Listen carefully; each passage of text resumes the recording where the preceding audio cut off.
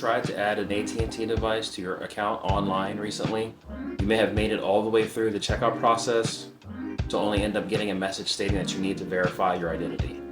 What? Are you insane?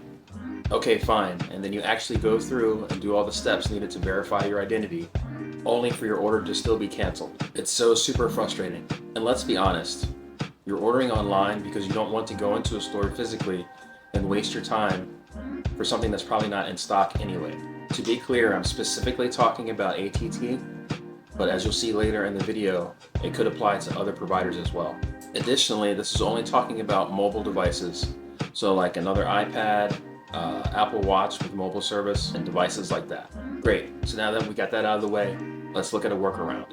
Now, what I have discovered is that you can go onto bestbuy.com, find the mobile version of the device that you want, and in the process of checking out, you can select your mobile provider.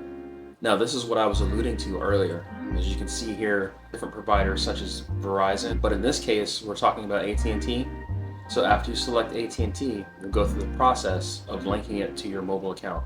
This time, all you have to do is make one trip when you go to pick up your device in person. There is no need to verify anything unless you consider picking it up in person, a type of verification. Now, if you found this video helpful, please consider liking and subscribing. I'd really appreciate it. Have a good one.